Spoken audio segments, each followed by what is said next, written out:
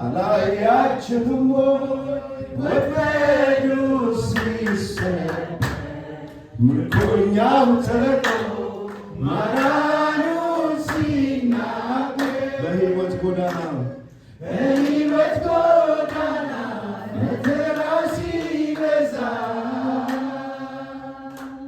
ጌታን እየጠራ ብዙ ሰው አይጠፋ እጄን ያዘኝ ብሎ ሲጮህ ይሰማል ከረግረግ አውጥቶ በድል ይመራዋል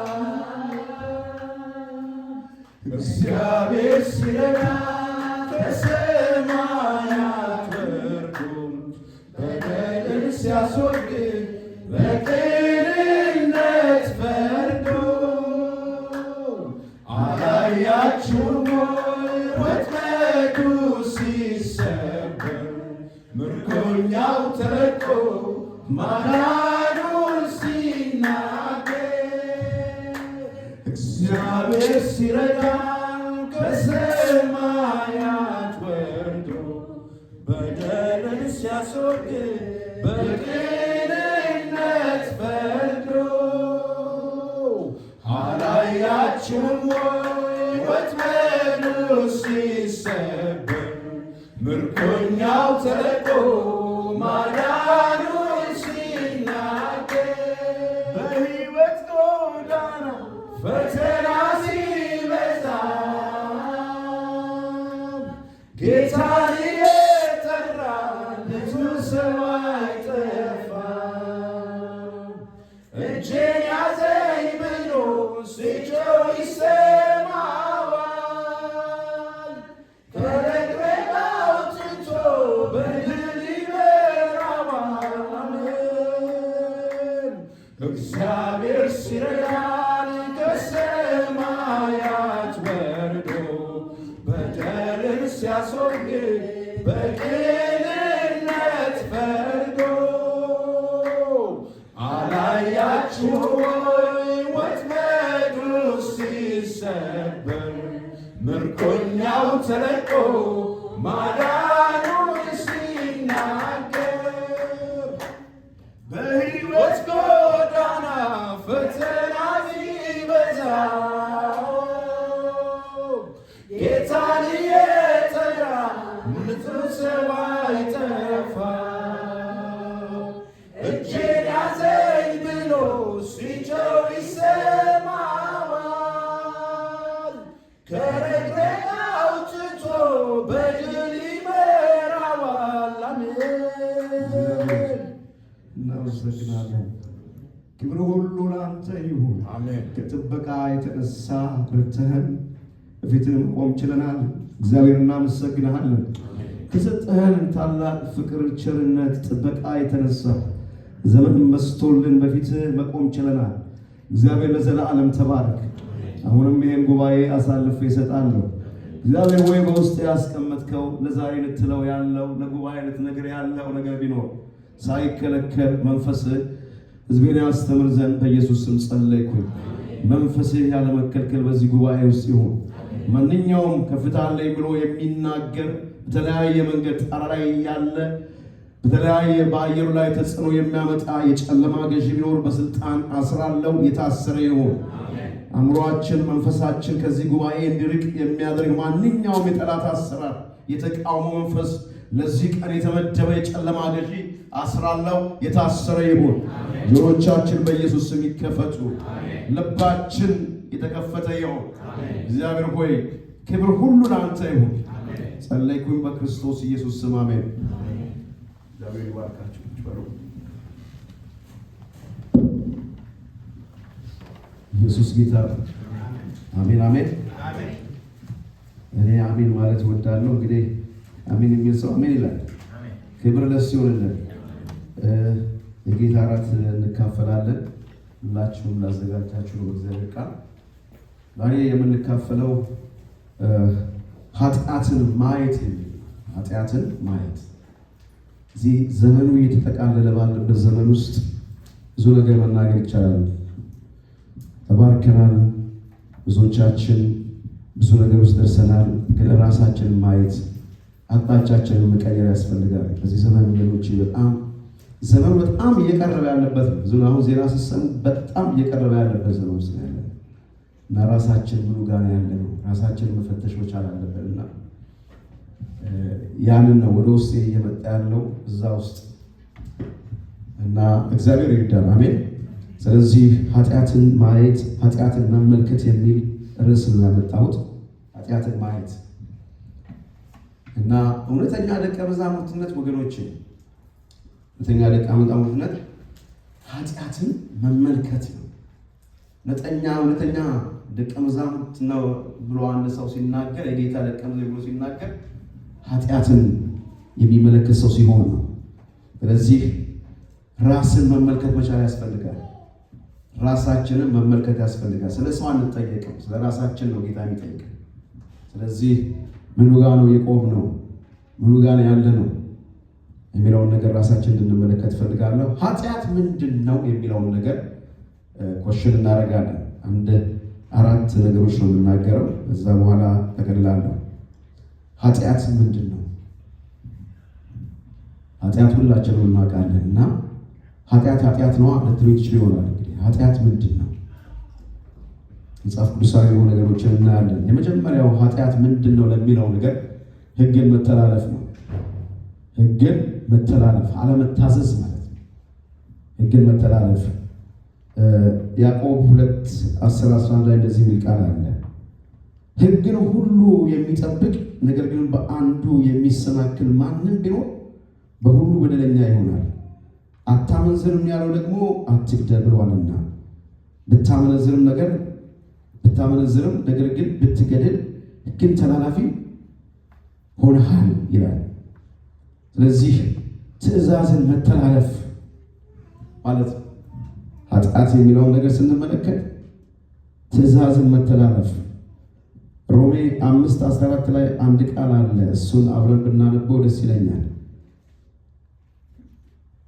ሮሜ 5:14 ላይ እንደዚህ የሚል ቃል አለ።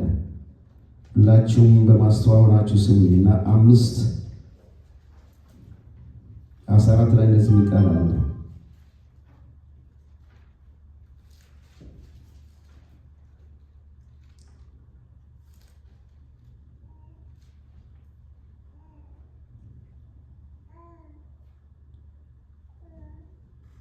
ነገር ግን በአዳም መተላለፍ ምሳሌ ኃጢአትን ባልሰሩት ላይ እንኳን ከአዳም ጀምሮ እስከ ሙሴ ድረስ ሞት ነገሰ። አዳም ይመጣ ዘንድ ላለው ለእርሱ አምሳሉ ነውና ይላል። ሕግን መተላለፍ ሁላችንም የአዳምን ታሪክ እናውቃለን። አታድርግ ያለውን ነገር ከማድረጉ የተነሳ በመተላለፉ የተነሳ ኃጢአት ዛሬ ሞት ወደ እኔና ወደ እናንተ እንደመጣ መጽሐፍ ቅዱስ እናነባለን። ስናነብ የምናየው ነገር ይሄ ነው። ስለዚህ ምንድነው ኃጢአት ብለን ስንመለከት ሕግን መተላለፍ ነው። የመጀመሪያው ሕግን መተላለፍ ነው። እግዚአብሔር ሕግን ከመተላለፍ ይርዳን። አሜን። ካለመታዘዙ የተነሳ ለእኔና ለእናንተ ዛሬ መሰቃየት ምክንያት የሆነን ያ አዳም ነው። በኢየሱስ ክርስቶስ ስም ይሄ አዳማዊ ባህሪ መቀየር አለበት ከኔና ከእናንተ ዘንድ። ኢየሱስ ይርዳን። አሜን። ይሄ ነው ትእዛዝን መተላለፍ። ሌላው ስህተት። ኃጢአት ምንድን ነው ቢባል ስህተት ነው። የመጀመሪያው ሕግን መተላለፍ ነው። ቀጥሎ ስህተት ነው። መጽሐፍ ቅዱስ ሮሜ 3:11-12 ላይ እንደዚህ የሚል ቃል አለ። ስህተት ጻድቅ የለም፣ አንድስ እንኳን አስተዋይ የለም፣ እግዚአብሔርን የሚፈልግ የለም፣ ሁሉም ተሳስተዋል ይላል። በአንድነትም የማይጠቅሙ ሆኗል፣ ቸርነት የሚያደርግ የለም፣ አንድስ እንኳን የለም ይላል። ሁሉም ሰው ምንድን ነው በሏ? ኃጢአተኛ ነው። የሚናገረው ነው። ስህተት፣ ሁላችንም ስህተት አለ። ኃጢአት ምንድን ነው ቢባል ስህተት ነው። ማንንም የሚከስበት ነገር የለም ማለት ነው። ሁላችንም ከእግዚአብሔር ምሕረትና ቸርነት የተነሳ ነው የምንወጣው የምንገባው። ኃጢአት ምንድን ነው ቢባል ስህተት። ስህተት የማይሰራ ሰው የለም። ፍጹም የሆነ ሰው የለም ወገኖች። እኔ እንደዚህ ነኝ ብለን የምንቆጥረው ነገር የለም ወገኖች። አንዳንዴ የሆነ ነገር ስንገባ ከፍታ ላይ የወጣን ይመስለናል። ሁላችንም ምንድነው? ኃጢአተኞች ነን። ይህን ማመን ያስፈልጋል። ኃጢአተኞች ነን። ስለዚህ ኃጢአት ምንድን ነው ቢባል ስህተት ነው ወገኖች፣ ስህተት ነው። ስለዚህ አንድ ሰው ስህተቱን አምኖ በጌታ ፊት ንስሐ መግባት መቻል አለበት። ከመስመር የወጣ ነገር እንደሆነ አምኖ ንስሐ መግባት መቻል አለበት። ስለዚህ የኃጢአት ትርጉሞች መካከል አንዱ ምንድነው? ስህተት ነው። ሌላው አመፅ ነው። አመፅ የሰማችሁ ነው። አመፅ ነው። መጽሐፍ ቅዱስ እንደዚህ ይላል፣ ኃጢአትን የሚያደርግ ሁሉ አመፅን ደግሞ ያደርጋል። ኃጢአትን አመፅ ነው ይላል። አመፅ ነው። አመፅ ሁሉ ምንድነው? ኃጢአት ነው ይላል ደግሞ አንደኛ ዮሐንስ 5:17 ላይ። ስለዚህ ኃጢአት ምንድነው ቢባል ትርጉሙ አመፅ ነው ወገኖች፣ አመፅ። እግዚአብሔር ከአመፅ ይርዳን። ምናትሩ ከአመፅ ያውጣን። አመፀኞች ከመሆን በጣም አመፀኞች ከመሆን እግዚአብሔር ያድነን። ስለዚህ ይሄ ደንዳና የሆነው ልባችን ብዙ ቃል መጥቀስ ይቻላል ከመጽሐፍ ቅዱስ። ልቡ ደንዳና ነበር እያለን መትርጉም ይቻላል። ጊዜ አይበቃም። እሱ ራሱን የቻለ ሰፋ ያለ ትምህርት ነው። እሱ ዝርዝር ካለ ግን ኃጢአት ምንድን ነው? አመፅ። ከአመፀኝነት እግዚአብሔር ልባችን ይመልሰው ወገኖቼ። መጽሐፍ ቅዱስ ሲናገር ሮሜ 12:9 ላይ እንደዚህ ይላል፣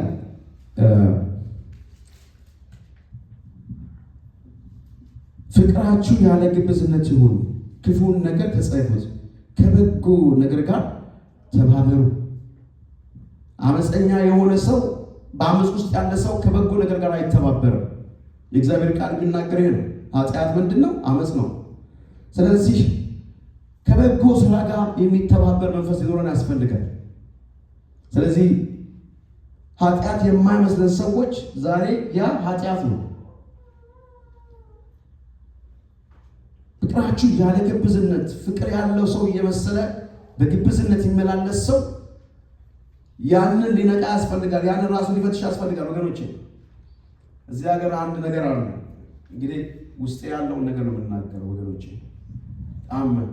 እዚህ ሀገር ሰዎች መጀመሪያ ስትቀርቧቸው፣ በተለይ እግዚአብሔር ይባርካቸው እጮች አይታችሁ እንደሆነ እንደው በምሳሌ ልጥቀሰው።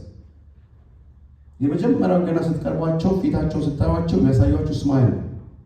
ልክ ነኝ አይደል? ፊታቸው ላይ የሚታየው ምንድን ነው? ይሏችሁና ልክ ረመሽ ስትሉ ያ አፍ ይዘጋል አይደለም?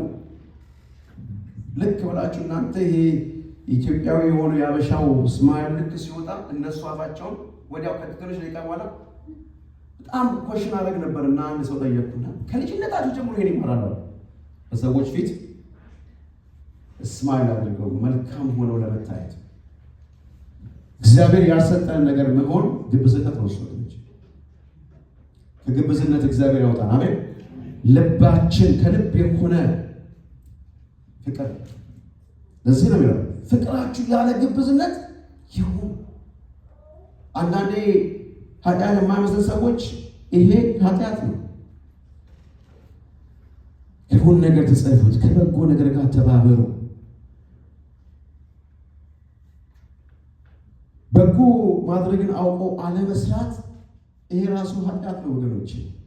እንግዲህ በጎ ለማድረግ አውቆ ለማይሰራው ኃጢአት ነው ይላል ያዕቆብ 4:17 ላይ። በጎ ነገር እንደሆነ እያወቀ የማይሰራ ሰው ያ ሰውዬ ኃጢአት ነው ማለት ነው። የሚናገረው ነው በጎ ማድረግ አውቆ አለመስራት ለማይሰራ ሰው ያ ኃጢአት ነው። የኃጢአት ትርጉም ኃጢአት ምንድን ነው ብሎ ሲባል ከዛ መካከል አንዱ ይሄ ነው። ምናልባት በጣም ቆሽ ልናደርግ እንችላለን፣ ግን ይናገራል።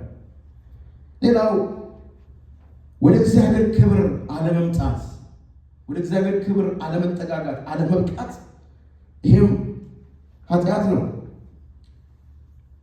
ሁሉም ኃጢአትን ሰርተዋልና የእግዚአብሔርን ክብር ጎሏቸዋልና ይላል። ሮሜ 3:23 ላይ የምናየው ነው።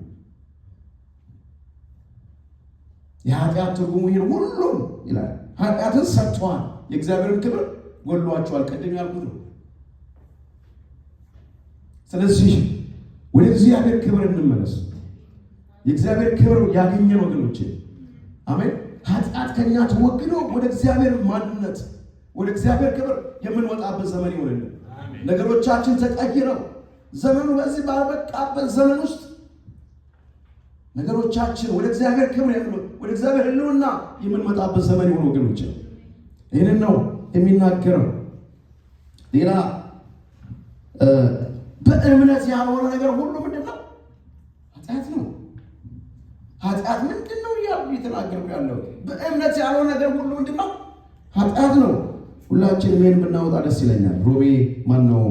ሮሜ 14 ላይ ያለ ቃል አውጡ ሲውላችሁ ግድ የለም። ሮሜ 14 ላይ ያለ ቃል በጣም የሚገርም ቃል ነው። ሮሜ 14 ላይ ያለ ቃል እንደዚህ ይላል። ከ13 ጀምሮ ያለ ቃል ከ13 ጀምሮ ያለ ቃል አብራችሁ ካናችሁ ከኔ ጋር የሰማችሁ ነው። እየሰማን ነው ብሎኛ። እንደዚህ ይላል ሮሜ 14 ከ13 ጀምሮ እንግዲህ ይላል ከዛሬ ጀምሮ እርስ በርሳችን አንፈራረድ፣ ይልቁንም ግን ለወንድም እንቅፋትን ወይም ማሰናከያን ማንም እንዳይኖርበት ይህን ቁረጡ። በራሱ እርኩስ የሆነ ነገር እንደሌለ በጌታ በኢየሱስ ሆኜ አውቃለሁ ተረድቻለሁ። ነገር ግን ምንም እርኩስ እንደሆነ ለሚቆጥር ለእርሱ እርኩስ ነው። ወንድምህንም በመብል ምክንያት የምታዛዝን ከሆንክ እንግዲህ በፍቅር አልተመላለስክም። ክርስቶስ ስለ እርሱ የሞተለትን እርሱን በመብል አታጥፋው። እንግዲህ ለእናንተ ያለው መልካም ነገር አይሰደብ። የእግዚአብሔር መንግሥት ጽድቅና ሰላም በመንፈስ ቅዱስ የሆነ ደስታ ናት እንጂ በመብልና መጠጥ አይደለችምና። እንደዚህ አድርጎ ለክርስቶስ የሚገዛ እግዚአብሔር ደስ ይሰኛልና በሰውም ዘንድ የተመሰገነ ነው። እንግዲያስ ሰላም የሚቆምበት እርስ በርሳችንም የምንተናነጽበት እንከተል። በመብል ምክንያት የእግዚአብሔርን ሥራ አታፍርስ። ሁሉ ንጹሕ ነው። በመጠራጠር የተበላ እንደሆነ ግን ለዚያ ሰው ክፉ ነው። ሥጋን አለመብላት ወይንም አለመጠጣት ወንድምህን የሚሰናከልበትን አለማድረግ መልካም ነው። ለአንተ ያለ እምነት በእግዚአብሔር ፊት ራስን ይሁንልን። ፈትኖ መልካም እንዲሆን በሚቆጥረው ነገር በራሱ ላይ የማይፈርድ ብፁዕ ነው። በሚጠራጠረው ይላል የሚጠራጠረው ግን ቢበላ በእምነት ስላልሆነ ተኮንኗል። በእምነት ያልሆነ ሁሉ ኃጢአት ነው ይላል። በእምነት የማናደርገው ነገር በሙሉ ምንድን ነው? ኃጢአት ነው። በሉሴ ኃጢአት ነው። የምናደርጋቸውን ነገሮች ሁሉ የእግዚአብሔር ቃል የሚያዘን በእምነት እንድናደርግ ያዘናል። ስለዚህ ስለ ኃጢአት ምንድን ነው እያልኩ እየተናገርኩ ያለሁት? ስለዚህ ለአንተ ያለ እምነት በእግዚአብሔር ፊት ለራስህ ይሁንልህ ይላል 22 ቁጥር 22 ላይ። ስለዚህ እግዚአብሔር አምላክ እምነታችንን ይመልስልን። አሜን። እምነታችን በኢየሱስ ስም ይደግ። ኃጢአት ምንድን ነው ቢባል ያለ እምነት የሆነ ነገር የምናደርጋቸው፣ የምንዘራቸው፣ የምንናገራቸው ነገሮች ያለ እምነት የሆነ ነገር ያ ምንድን ነው? ኃጢአት ነው። እንግዲህ የኃጢአት ትርጉም ኃጢአት ምንድን ነው የሚለው ነው እየተናገርክ ያለው። እግዚአብሔር የተባረከ ይሁን። በኢየሱስ ክርስቶስም መቀየር ይሆንልን። አሜን። ህይወታችን የሚቀየርበት ሰዓት ይሆንልን። በቃ አሁን ዘመኑ እየተጠቃለለ ነው ያለው። በብዙ በጣም እንዲያውም አስፈራራችኋል ነው። ድሮም ጀምሮ ጌታ ሊመጣ ነው እያለ ነው። እኔ ወደ ጌታ በመጣው በዘመኑ ጌታ ሊመጣ ነው። አሁን ግን ምን ይሆን ነው? በጣም እየቀረበ የምናያቸው ነገሮች ሁሉ እንደዚህ ናቸው። ስለዚህ ቤተክርስቲያን ልታነቃ ያስፈልጋል። አሁን መንቂያ ሰዓታችን ነው። ከሆነ ቦታ ላይ መሻገር ያለብን መቀየር ያለብን ሰዓት ነው ወገኖቼ። ይሄ ዝም ብለን የምንሆንበት ሰዓት አይደለም። እግዚአብሔር ይርዳን። አሜን አሜን። ሰምታችኋል አይደለም? ያው አባታችን ያው በቀደም የኦርቶዶክስ እንትን ከነሱ ሲወጣ ነው ያለው። ዘመን ስለደረሰ እኮ ነው። አሁንም ይቀጥላል። እየቀጠለ ነው የሚወጣው። ምክንያቱም እግዚአብሔር ማግኘት የሚገባውን ያገኛል። አሁን በቃ ዘመኑ እዚህ ውስጥ ነው ያለው። ስለዚህ እኛም ልነቃ ያስፈልጋል። ቆየን የምንል ሰዎች፣ የቤተ ክርስቲያን ውስጥ የቆየን ሰዎች ልነቃ ያስፈልጋል። እኛም አሁን ለእነሱ መገለጥ አለብን። እነሱ ጋርም እንደዚህ ያለ የሚል ነገር መኖር የለበትም።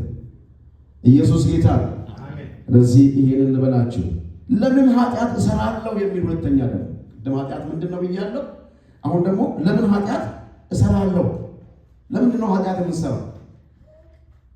what we do ይሄንን መናገር ፈልጋለሁ። ለምን ኃጢአት እሰራለሁ የሚለውን ነገር ልናውቀው የሚገባ ነገር ወገኖች፣ በሕይወታችን ውስጥ በአንድ በኩል ኃጢአትን እንድንሰራ፣ ሌላኛው ደግሞ ጽድቅን እንድንሰራ የሚያደርገን መንፈስ ሲመጣ ያ የመዳናችን ማረጋገጫ እንደሆነ ልታውቅ ያስፈልጋል። አሜን ነው። ምን ማለት ነው ይሄ? አንድ ሰው አማኝ የሆነ ሰው ኃጢአት ሲሰራ የሚወቅስ መንፈስ ውስጡ ከሌለ ኮሽን ማድረግ አለበት። ኮሽን ማድረግ አለበት። ይሄ ያገኘነው ጌታ፣ የተቀበልነው ጌታ እጆቻችንን አንስተን when we surrendered ለአንተ ልሆን ቃል ኪዳን ገብቻለሁ ብለን እጆቻችንን ከፍ ስናደርግ ኢየሱስ የሚል ማህተም ውስጣችን ገባ። ስንወጣ ስንገባ የሚከተለን መንፈስ፣ ያ መንፈስ ድሮም ክርስቲያኖች እኮ ነው አይደል? ብዙዎቻችን ከክርስቲያን ፋሚሊ መጣን። ድሮም ክርስቲያኖች ነን። ኦርቶዶክስ ክርስቲያን አይደለም ነው እኮ ክርስቲያኖች ነን። ምን ነው ዝም አላችሁ? ነን ክርስቲያን። ከክርስቲያኖች መካከል ላይ ከሚጠሩት መካከል ላይ ክርስቲያን ኦርቶዶክሶች ክርስቲያኖች ናቸው። ኦርቶጴንጤዎች ከዛ ውጭ እኮ ነው የወጡት። አባታችን የሚናገሩት ኦርቶዶክስ አይደሉም ናቸው እኮ የምታዩዋቸው አገልጋዮች ከዛ ውጭ ወጡ ናቸው። እኔ አውቃለሁ ኦርቶጴንጤ ሲወጣ ናዝሬት ቤተክርስቲያን ውስጥ ናዝሬት ከተማ ውስጥ ማርያም ቤተክርስቲያን ያ የፈነዳው ጓደኞች ነበሩ። ምን እዛ ውስጥ አብሮ ከኛ ጋር የሚሰሩ ነው። ነገር ግን አሁን ምንድነው እኔና እናንተ የተለየንበት? ልክ እጆቻችን አንስተን ቃል ኪዳን ስንገባ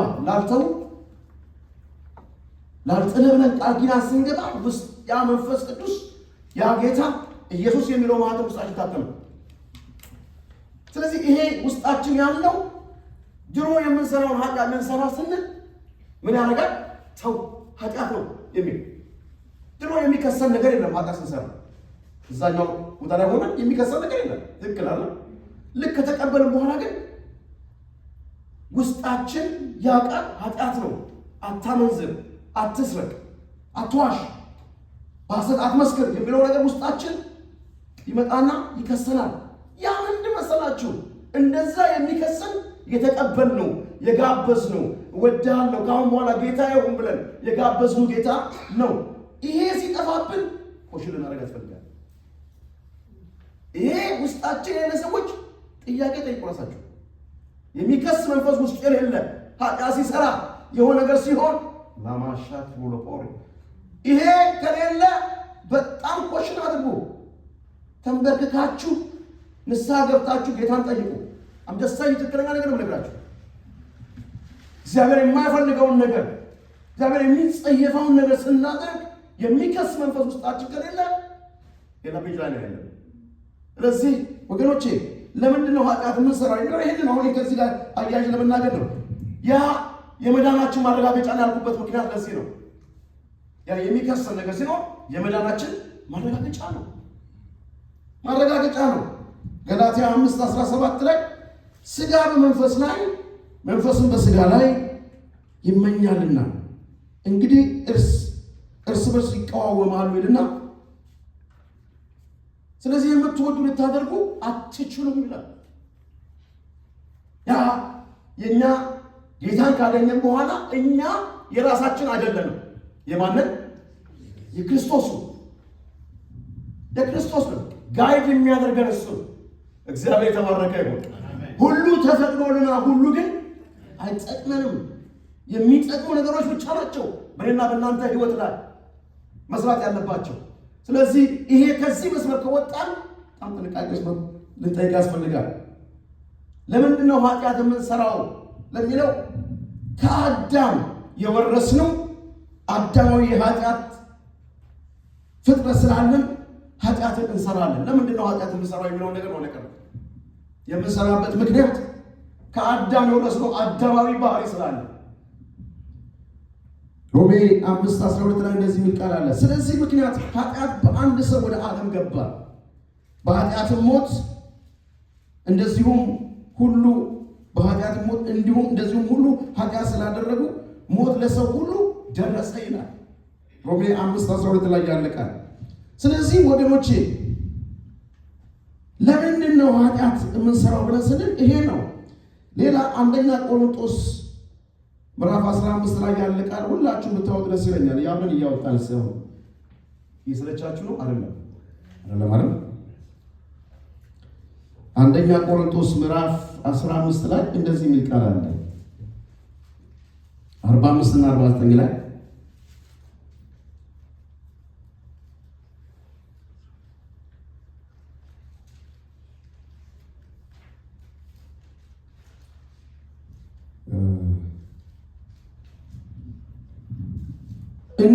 እንዲሁ ደግሞ ይላል ከ45 ጀምሮ ያለው ፊተኛው ሰው አዳም ሕያው ነፍስ ሆነ ተብሎ ተጽፏል። ኋለኛው አዳም ሕይወትን የሚሰጥ መንፈስ ሆነ። ነገር ግን አስቀድሞ ፍጥረታዊ ቀጥሎ መንፈሳዊ ነው እንጂ መንፈሳዊ መጀመሪያ አይደለም ይላል። የፊተኛው ሰው መሬታዊ ነው፣ ሁለተኛው ሰው ከሰማይ ነው። መሬታዊ እንደሆነ መሬታውያን የሆኑት ደግሞ እንዲሁ ናቸው። ሰማያዊ እንደሆነ ሰማያዊ ደግሞ እንዲሁ ናቸው ይላል። እግዚአብሔር አምላክ የተባረከ ይሁን። ስለዚህ አዳማዊ ማንነት ስላለን ኃጢአት እንሰራለን። ለምንድን ነው ኃጢአት የምንሰራው ብለን ስንል ያ ነው። ሌላ ሁለተኛ አሮጌው ፍጥረታችን ወደ ኃጢአት ስለሚስበን ኃጢአትን እንሰራለን። ኃጢአት የምንሰራው ለዚህ ነው። አሮጌው ፍጥረታችን የተፈጠርንበት አሮጌው ማንነታችን ወደዛ እንድንሄድ ያደርገናል።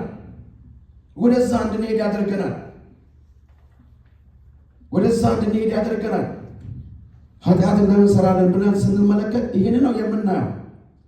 ሌላ እዚህ ጋር ለዚህ የሚሆን አንድ ቦታ ባነብ በጣም ደስ ይለኛል። እንደዚህ ይላል የእግዚአብሔር ቃል ያዕቆብ 1 ላይ እንደዚህ የሚል ቃል አለ።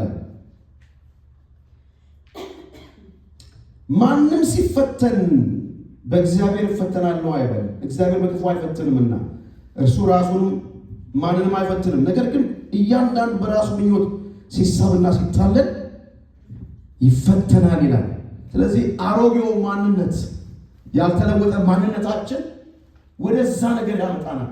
ለምንድን ነው የሚለውን ስንመለከት ይሄንን ነው ወገኖች የምናየው። ሌላ ሶስተኛ ዓለም ወይም በዓለም ያሉትን አትውደዱ ይላል። በዓለም ያለው ሁሉ እርሱ የሥጋ ምኞት፣ የዓይን አምሮት፣ ስለ ገንዘብ መመካት ከዓለም ስለሆነ እንጂ ከአባት ስላልሆነ ማንም ዓለምን ቢሆን የአባት ፍቅር በእርሱ ውስጥ የለም ይላል። ስለዚህ ወገኖቼ ለምንድን ነው ኃጢአት የምንሰራው ብለን ስንል ይሄ ነው። ዓለምን ወይም በዓለም ያሉትን አትውደድ ይላል። እዚህ ጋር ስንመለከት 3 ነገሮች እናያለን። የሥጋ ምኞት፣ የዓይን አምሮት፣ ስለ ገንዘብ መመካት ይላል። ኃጢአት የምንሰራባቸው የሶስቱ ነገሮች ምንድን ነው? የሥጋ መሻት ነው። የሥጋ መሻት ይላል። ለምንድን ነው የሥጋ መሻት? ምንድን ነው የሥጋ መሻት? እንደዚህ የሚል ቃል አለ ዘፍጥረት 3:6 ላይ ሴቲቱም ዛፍ ለመብላት ያማረ እንደሆነ ለዓይንም እንደሚያስጎመጅ ለጥበብም መልካም እንደሆነ አየች ይላል። የሥጋ መሻት ኃጢአት እንድንሰራ የሚያደርገን የምንሰራበት ምክንያት የሥጋ መሻት ስላለ ነው። የሥጋ መሻት ስላለ ሴቲቱም ዛፍ ለመብላት ያማረ እንደሆነ ለዓይንም የጎመጀ እንደሚያስጎመጅ ለጥበብ መልካም እንደሆነ አየች ይላል ዘፍጥረት 3:6 ላይ። ሔዋን በዚህ ነጥብ ተፈትናለች ወገኖች፣ ፈተና ውስጥ ገብታለች። በሥጋ መሻት እዚሁ ጋር የምንመለከተው የዓይን ምኞት፣ በዓይን ምኞት ሰው ይስታል። ለሔዋን ዛፍ ወገኖቼ ያየችው ለዓይን የሚያስጎመጅ እንደሆነ መሆኑን በተመለከተች ጊዜ በዚያም እንደተፈተነች እዚህ ቦታ ላይ እናያለን። ኢየሱስ ደግሞ ሰይጣን የዓለም መንግስታትን ክብራቸውን አሳይቶ ወድቆ እንዲሰግድለትና እንደሚሰጠው ቃል በገባበት ጊዜ እንደተፈተነ ደግሞ እናያለን። የኢየሱስን ታሪክ ስንመለከት ይሄ ነው። ወድቀ ብትሰግድልኝ እያለ ሲፈትነው ትወርሳለህ፣ ታገኛለህ። በዛ እንደተፈተነ እናያለን። የአይን ምኞት፣ የስጋ መሻት፣ ሌላው የህይወት ኩራት። የህይወት ኩራት ሔዋን በፈተና የወደቀችው ራሷን አዋቂ ለማድረግ። እግዚአብሔር ይገስጸው። ምነው ዝም አላችሁ? ዛሬ ይሄ መንፈስ ነው እኮ በቃ በየምድር ላይ እያናወጠን ያለው ራሷን አዋቂ ለማድረግ ባላት ምኞት እንደነበረ መጽሐፍ ቅዱስ እናያለን። እዚህ ቦታ ላይ የምናየው ይሄ ነው አንዱ። ስለዚህ ወገኖቼ ጌታ የተባረከ ይሁን። ኢየሱስ ክርስቶስ ራሳችን ወደ ታች ኢየሱስን አውቃችኋል። ወደ ራሱ ወደ ታች እንዲጥል በተፈተነ ጊዜ ጌታ አምላክህን አትፈታተን፣ ጌታ አምላክህን አትፈታተን ተብሎ ተጽፏል በማለት ድል በመንሳት እንዳደረገው እንዳሸነፈው እናያለን። ድል በመንሳት ስለዚህ ይሄንን እንዲህ አይነቱን ነገር የምንወጣው ለሚመጣብን ነገሮች መልስ በመስጠት አጸፋውን በመስጠት ቃል በሚነገርበት ሰዓት ላይ ቃል በመስጠት ማሸነፍ እንዳለብን እናያለን። ስለምን እያወራሁ ነው ያለሁት ወገኖቼ? ለምንድን ነው ኃጢአት የምንሰራው እያልኩ ያለው? ከነዚህ ነገሮች የተነሳ ኃጢአት እንሰራለን። ሌላ እግዚአብሔር ኃጢአትን እንደምን ይመለከተዋል? ኃጢአትን እንደምን ይመለከተዋል? ኃጢአት ምንድን ነው? ኃጢአትን ለምን እንሰራለን? ሶስተኛ እግዚአብሔር ኃጢአትን እንደምን ያየዋል? እንደምን ይመለከተዋል?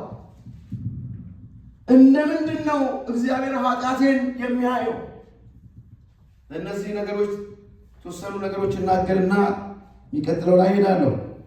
ወገኖቼ ኃጢአታችን በቀራንዮ መስቀል ላይ እንዲወገድ ተደርጓል። ሲአሜን ነው ይሄ። እንደዚህ ላይ ሁለተኛ ቆሮንቶስ 5:26-5:1 ላይ እኛ በእርሱ ሆነን የእግዚአብሔር ጽድቅ እንድንሆን ዘንድ ኃጢአት ያላወቀውን እርሱ ስለኛ ኃጢአት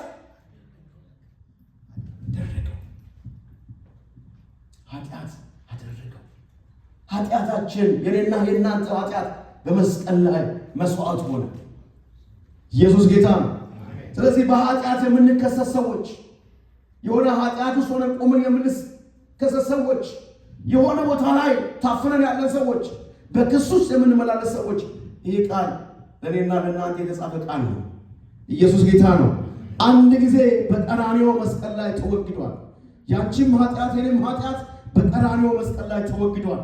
ዛሬ ብዙዎችን የሚከስ ጠላት ወደፊት እንዳንሄድ ያለንበትን እንኳን ዘላለማዊ ሕይወትን እንኳን ባሻገር እንዳናል የሚያደርገን የሚያሳጣን ይሄ ነው ወገኖቼ። እግዚአብሔር የተመለከተ ይሁን፣ እግዚአብሔር የተመሰገነ ይሁን። ኃጢአትን እንደምን ያየዋል የሚለው ነገር ይሄ ነው። ሌላ ኃጢአትን የማንተው ከሆነ አባት ልጁን እንደሚቀጣ፣ እንደሚገርፍ፣ እንደሚያስተምር ጌታ ያደርጋል ወገኖች። እንደዛ ነው የሚያደርገው። የአባትነት ፍቅር ስላለው አባት ስለሆነ እንጠፋበት ስለማይፈልግ አስተምሮ ገስጾ ይመልሰናል። እግዚአብሔር የተባረከ ነው። ስለዚህ ኃጢአት አለብኝ እያለ የምንከሰስ ሰዎች እንደምን ያየዋል እያልኩ ያለው ኃጢአታችን እንዴት ያየዋል የሚለውን ነገር ስንመለከት ይሄንን ነው። ዕብራውያን 12:5-11 ላይ አንድ ሰው ቢያነብልኝ ደስ ይለኛል። ፈጠን አድርጎ የሚያነብ ሰው ዕብራውያን 12:5-11 ላይ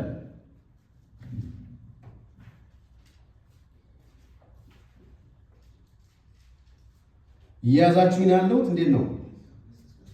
ዕብራውያን 12:5-11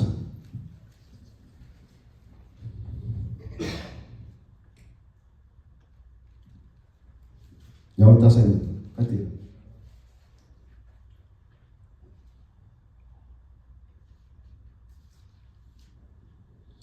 እንዲሁ ክርስቶስ ደግሞ ሊቀ ካህናት ሊሆን ራሱን አላከበረም። ነገር ግን አንተ ልጄ ነህ፣ እኔ ዛሬ ወልጄሃለሁ ያለው እርሱ ነው። እንደዚህም በሌላ ስፍራ ደግሞ አንተ እንደ መልከ ጼዴቅ ሹመት ለዘላለም ካህን ነህ ይላል። እሱም በሥጋ ወራት እስከ ሞት ሊያድነው ወደሚችል ከብርቱ ጩኸትና ከእንባ ጋር በጸሎትና ምልጃ አቀረበ። እግዚአብሔርም ስለ መፍራቱ ተሰማለት። ምንም ልጅ ቢሆን ከተቀበለው መከራ መታዘዝን ተማረ። ከተፈጸመው በኋላ በእግዚአብሔር እንደ መልከ ጼዴቅ ሹመት ሊቀ ካህናት ተብሎ ስለተጠራ ለሚታዘዙለት ሁሉ የዘላለም መዳን ምክንያት ሆነላቸው። ስለ እርሱም የምንናገረው ብዙ ነገር አለን፣ ጆሮዎቻችሁም ስለፈዘዙ በቃል ልንተረጉመው ጭንቅ ነው ይላል። እግዚአብሔር አምላክ የተባረከ ይሁን። ክብር ለእግዚአብሔር ይሁንለት። ኃጢአትን የማንተው ከሆነ አባት እንደዚህ ያደርጋል። ወገኖቼ አስተምሮ ሊመልስ ሊገስጸን ያደርጋል። ስለዚህ ወገኖቼ ሰው የዘራውን እንዳያጭድ እግዚአብሔር ያደርጋል። የዘራውን እንዳያጭድ። ምክንያቱም አትሳቱ፣ እግዚአብሔር አይዘበትበትም። ሰው የሚዘራውን ሁሉ ያንኑ ደግሞ ያጭዳልና በገዛ ሥጋው የሚዘራ ከሥጋ መበስበስን ያጭዳል። በመንፈስ ግን የሚዘራ ከመንፈስ የዘላለምን ሕይወት ያጭዳል ይላል ገላትያ 6:7-8 ላይ ያለቃል። ስለዚህ ለዚህ ጥንቃቄ እንዲያደርግ ነው ጌታ እኛን የሚመልሰን፣ ለእኛ ግድ የሚለው ገስጾ ካለንበት የሚመልሰን። መገሰጽ ጥሩ እኮ ነው። እግዚአብሔር ሲገስጽ ጥሩ ነው። አሜን። እንደ ቋንቋውን ሌላ ልናገረው፣ እግዚአብሔር ይገስጸን በል ውስጥ ፈራችሁ። እግዚአብሔር ሲገስጽ ጥሩ ነው። ተመለስ ከሆነ ቦታ ላይ አውጥቶ ከሆነ ቦታ ላይ ከራቅንበት ሲመልስ ተመለስ ሲል እግዚአብሔር ጥሩ ነው። እግዚአብሔር ዝም ሲል ነው ከባድ። እግዚአብሔር ዝም አይበለም፣ ይገስጸን። ምክንያቱም ስንገሰጽ ከወጣንበት ወደ መልካም ነገር እንመጣለን። እግዚአብሔር ይሄ ያብዛልን ወገኖቼ። ይሄ በእኛና በእናንተ ላይ የበዛ ይሁን።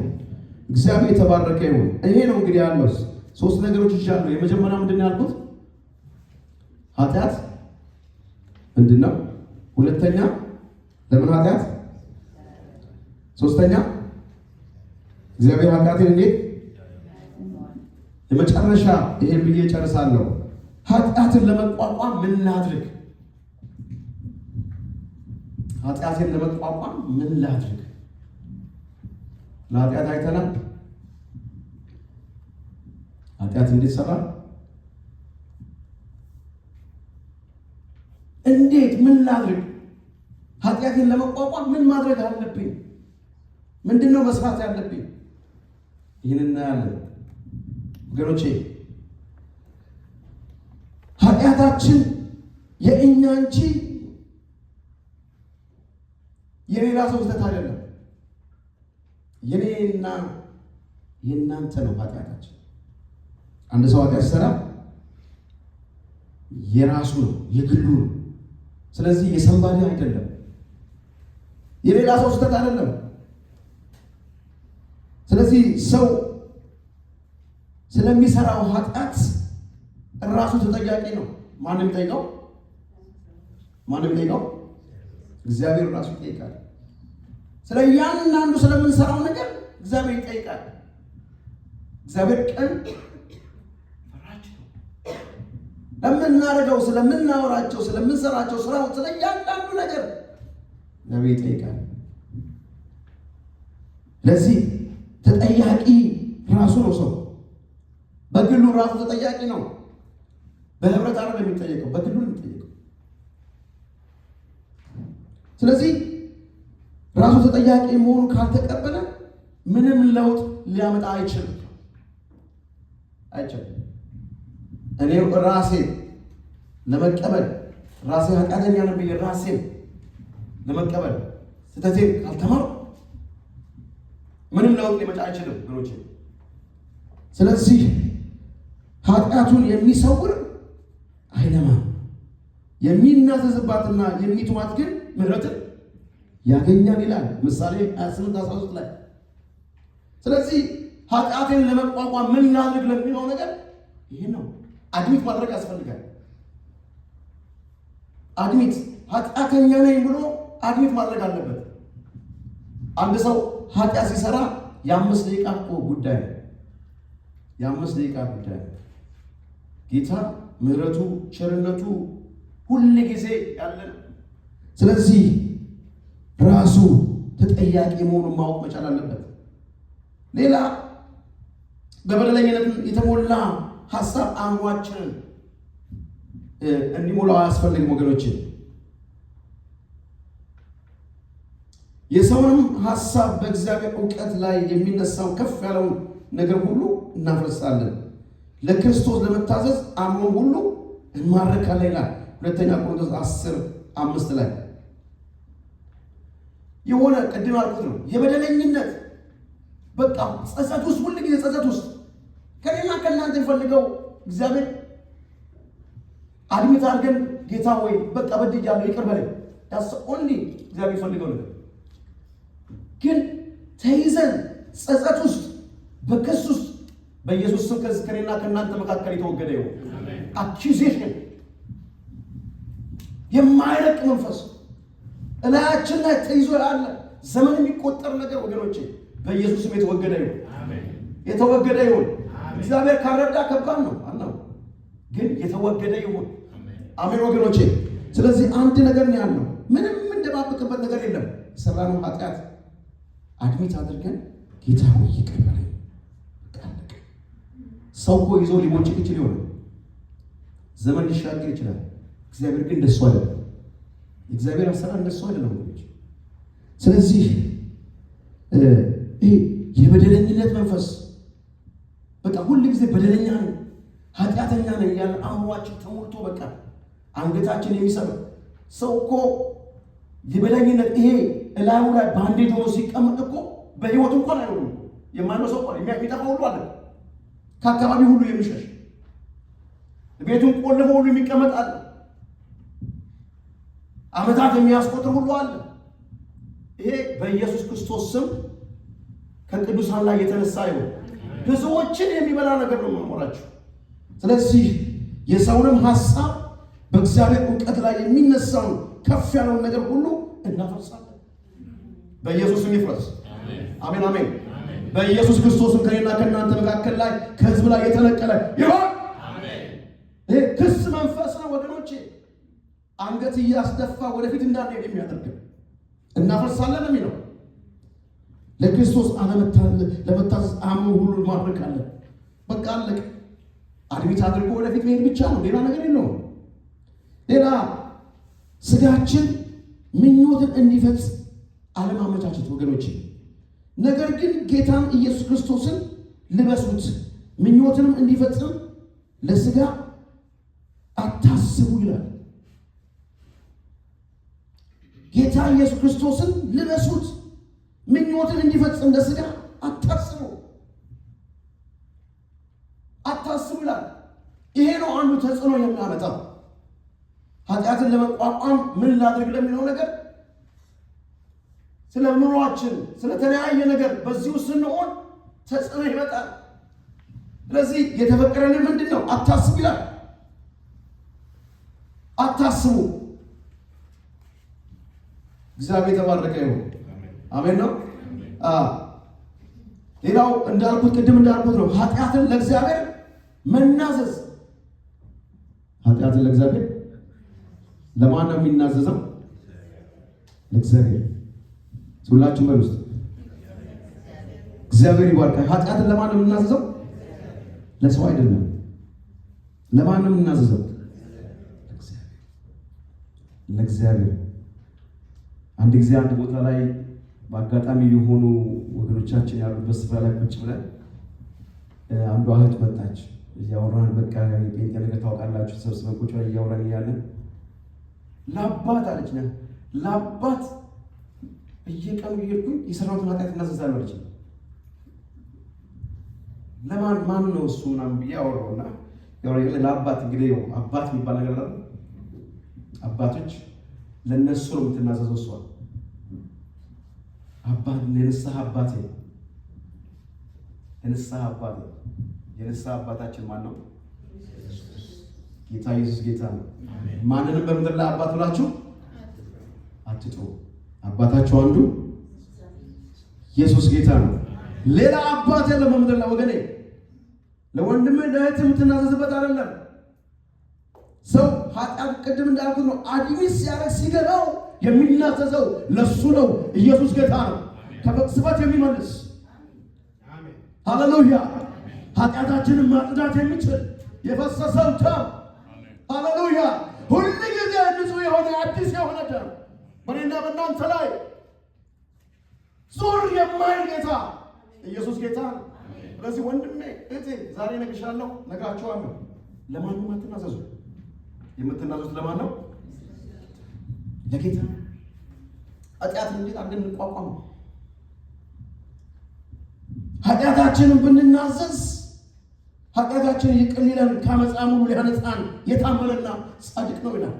እሱ ሁሉ ጊዜ ጻድቅ ነው። ተለውጦ አያውቅም። ተለውጦ አያውቅም። ወንድሜ እህቴ ተለውጦ አያውቅም። እሱ ሰው ዛሬ አይቶ ሊነሳ ይችላል። እሱ ግን የማይነሳ አምላክ ኢየሱስ ጌታ ነው። አሜን። ጎንበስ ስትሉ ኃጢአታችሁን የሚያነጻ። ስለዚህ ወደ እሱ እንቅረብ። የእግዚአብሔር ቃል በልባችን ሊሰወር ይገባል ወገኖቼ። ጌታ ኢየሱስ ፈተናን ያመለጠው ከእግዚአብሔር ቃል በመጥቀስ ነው። ቅድም እንዳልኩት በመጥቀስ ነው። ሌላ ያለው እሱ ነው ወገኖቼ። በመንፈስ ቅዱስ ኃይል በየጊዜው መሙላትና ደካማው ስጋ እንድናሸንፍ ያደርገናል። በየጊዜው በመንፈስ ቅዱስ ኃይል ስንሞላ ደካማው ስጋችንን እንድናሸንፍ ያደርገናል። እግዚአብሔር ተባረከ ይሁን። ኃጢአትን ለመቋቋም ምን ላድርግ የሚለውን ነገር ነው እየተናገርኩ ያለሁት። ኃጢአትን ተቃወሙ። ኃጢአት ነው በማለት ከእግዚአብሔር ጋር መስማማት ያስፈልጋል ወገኖች። አንደኛ ቆሮንቶስ 11:32 ላይ እንደዛ የሚል ቃል እናገኛለን። ሌላው እኛ በክርስቶስ ሆነን ለኃጢአት እንደሞትን መቁጠር አለብን። ለኃጢአት እንደሞትን መቁጠር አለብን። የሞተ ሰው ምንድን ነው? ኃጢአት። የሞተ ሰው ኃጢአት ይሰራል። እዚህ ጋር የሞተ ሰው ኃጢአት ይሰራል። ስለዚህ እኛ የሞቱ ለማን ነው? ማላችሁ ያልሞተ ነገር አለ ማለት ነው። እኛ የሞቱ ለማን ነው? ለክርስቶስ። ኧረ በኢየሱስ ይሁንልን። የሞተ ሰው እኮ በቃ ቢነካ እንኳን ቢቆፈር ቢወጋ ቢሰደብ ደስ ይሁንልን። አሜን አሜን። ብትጠባበሱ እንኳን በቃ